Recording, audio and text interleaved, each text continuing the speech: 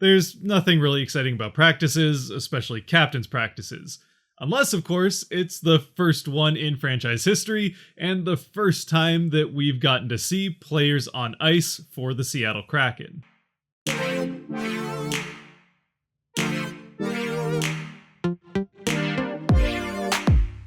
What's cracking, everybody? And yes, things are starting to ramp up as we get ready for training camp, preseason, and then the regular season less than a month away. And while I guess you could say there hasn't necessarily been any big news surrounding the Kraken in the last couple of weeks, or at least it wouldn't be big news if it wasn't the first time it's all happening in the history of the franchise, there still have been some things going on with this team in that time that would be worth talking about. And we'll start with a couple of player signings, the first of which being Dennis Cholowski, who was the Kraken's pick from the Detroit Red Wings in the expansion draft. Now, Cholowski is a young defenseman that probably won't get a whole lot of time at the NHL level for Seattle this year, and most likely spends most of the year at the AHL level or ends up getting traded, but we'll just have to wait and see. He does sign for a little bit above the minimum at $900,000 for a one-year contract, so again, we'll just kind of see where this ends up. He does at least offer them some pretty solid depth on the defensive end, which is, again, the strong point of this team. Meanwhile, on the other side of things, on the forward end, especially at the center position where the Kraken could certainly use the help, they did also make another signing here in Ryan Donato. Now, Donato is, again, more of a depth signing, though I do think he has a decent chance to play at least a few games probably on the fourth line for the Kraken.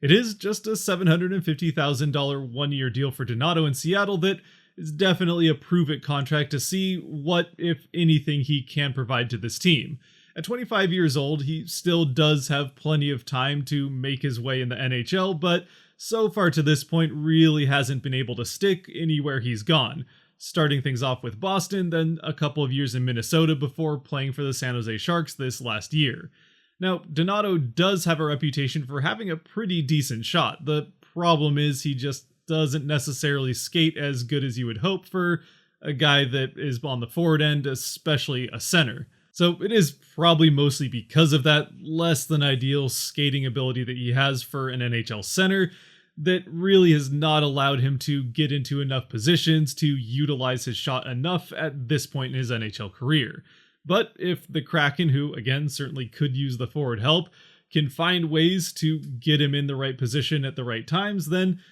maybe he turns out to be something down the road, and at the very least it's a no-risk contract that the Kraken have him on with that minimum salary. Either way though, neither one of these signings is likely to make or break this Kraken roster, at least not this year anyway. And speaking of players and this Kraken roster, we did finally get to see our first look at players skating around in Kraken jerseys, or at least practice jerseys, as a part of the first ever captain's practice in the newly opened practice facility. Now, yes, this probably will be the first and last time we ever talk about a captain's practice, and there really isn't a whole lot of significance to this particular event, other than the fact it was the first time we got to see players on ice for Seattle. That first practice, though, was not the only thing to happen at the practice facility over these last couple of weeks, as it did also open to the public officially for the first time. And a few days later played host to the jersey launch event where most fans could go to get their first ever Seattle Kraken jersey, which obviously I had to go and check out for myself and make sure I got a jersey as well. Now, you might remember that I did unbox a jersey a little over a week ago, as I was fortunate enough to get a jersey early from a charity event that they held back in December. But I still wanted to make sure that I could get a jersey that I feel good about wearing, as that one is, again, a pretty unique one and signed by Ron Francis, so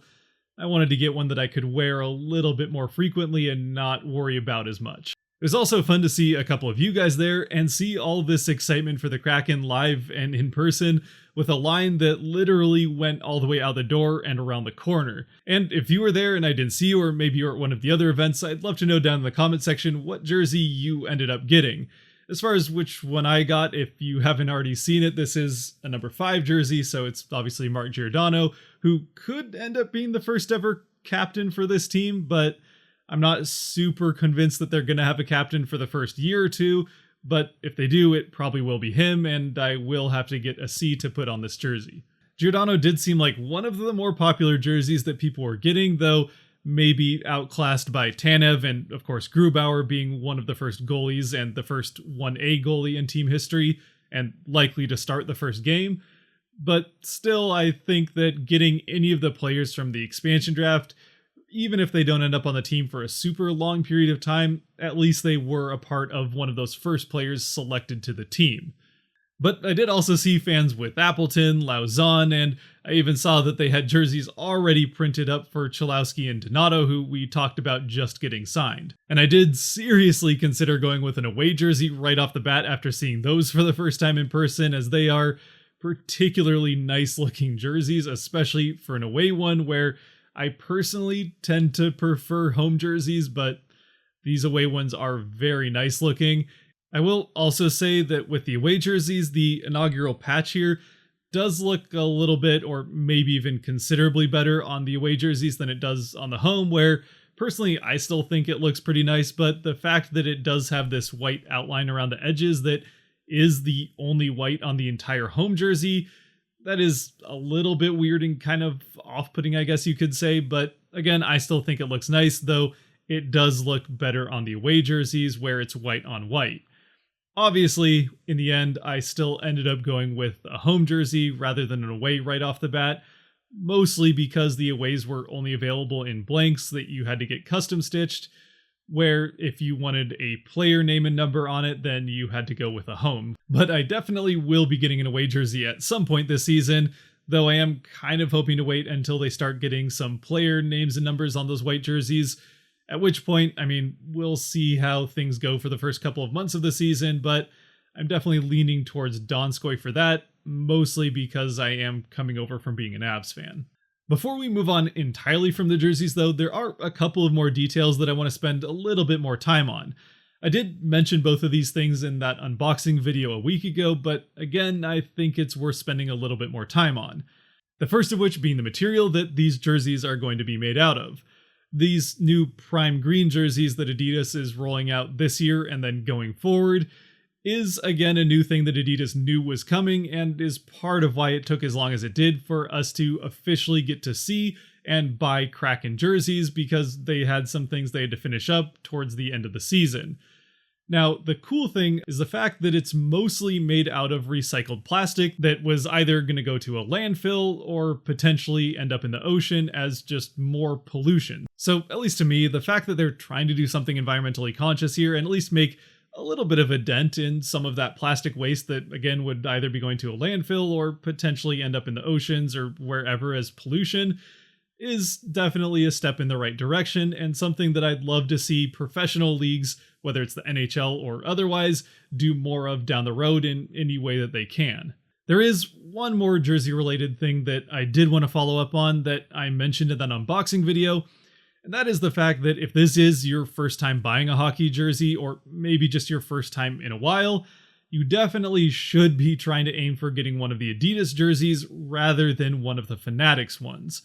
Now, if you went to the jersey event, they were just selling the Adidas ones there, at least in the main floor area, so you don't have to worry about that too much. But if you're shopping online or at the team store, then you should be looking for Adidas rather than Fanatics. Now, it is fair to mention that the Fanatics jerseys are significantly less expensive than the Adidas ones. So if you just can't afford one of the Adidas jerseys, which is understandable, and you'd rather have a cheaper jersey than nothing, then I suppose the Fanatics might be a way you could go, but especially if you're looking to get the most quality for your dollar out of a jersey, then saving up that extra money for the Adidas is definitely going to be worth it down the road. And the reason that I point this out is that, especially if you're a fan from Seattle and just getting into hockey, this isn't like the difference with football jerseys between a stitched jersey and a printed on one. Obviously, there's still a quality difference there, but it isn't super significant, and that price difference isn't always worth it. But when it comes to hockey jerseys, the difference isn't just the numbers and name being printed on. The biggest difference is really in the logo on the front. And just so you can see the difference as clearly as I can show it to you here in a video, I'll put up a picture of the Fanatics and Adidas logo side by side so you can see the difference between the two. Now, again, if the quality of the logo doesn't mean that much to you, then maybe it isn't worth going for the Adidas, but as you can see, there is a lot more detail when it comes to especially the stitching of the Adidas jersey. For one, with the Adidas jersey, each one of the different colors is stitched on separately, and even on top of that, there's a lot of extra detail in that logo that we talked about in the unboxing video that you just flat out don't get with the Fanatics jersey. So again, at least to me anyway, it clearly is, from a quality perspective, definitely worth it to go that little bit, or maybe not necessarily that little bit farther, to save up for an Adidas version rather than a Fanatics. Of course, all that being said, if you are getting a jersey for a kid, or maybe one that you want to eat nachos with on the couch, then maybe the Fanatics is a better way to go. Finally, moving on from jerseys, when it comes to the practice facility itself, or the Kraken Community Ice-Plex, I did also get to check that out for the first time in person at the jersey event. And while I will say there still is a lot of construction going on around the outside of it, and doing some of those final touches and kind of park areas that they have in some of those renderings, and even some of the actual facility itself is still under construction, like the 32 bar and grill, and it looked like some of the offices are. Most of the inside is already finished and looks really nice, including all 3 rinks, although one of them was covered and being used as the kind of, housing area for the jersey event. They did have the second rink open for public skating, and while the first rink, which is the primary one that the Kraken will be practicing on, I didn't necessarily get a good look at, we do know that that one obviously is also ready to go, as the team has already practiced on it. So at least functionally, the facility is totally ready to go, and the parts that are done look really nice. It's pretty much just those nicer features around the outside, and like the bar, for example, that are still probably a month or 2 away from being fully finished. But before we close things out, I know I would hear about it from a few of you if I didn't also mention the fact that we did finally get to see both the pads and helmets for Grubauer and Driedger. And really, in both the helmet and especially the pads, I think Driedger kind of won the creative contest here. Though, with that being said, I think both helmets do look really, really nice. Driedger's just has that little bit extra creativity to it, especially with that nod to Pirates of the Caribbean with the tentacle face Davy Jones on the side of the helmet. And especially with the pads, he has the tentacle and Kraken eye on it, which is a lot more there than what Grubauer has, where he kind of just has normal-ish looking pads with some different parts of them that are Kraken colors. But again, Driedger's pads, especially with that tentacle and Kraken eye, do look pretty awesome, and I think are pretty easily the cooler looking pads. But I'd love to hear what you guys think about those, or really anything in this video, especially what you thought of the jerseys, as I'm sure most of you got to see them for the first time in person as well over these last couple of weeks. And if you haven't, you really do have something to look forward to. Otherwise, if you have made it to this point, thank you very much for watching. If you did like or enjoy this video, there are buttons for that kind of stuff down below that I would appreciate you using. Until next time, stay safe out there and go Kraken.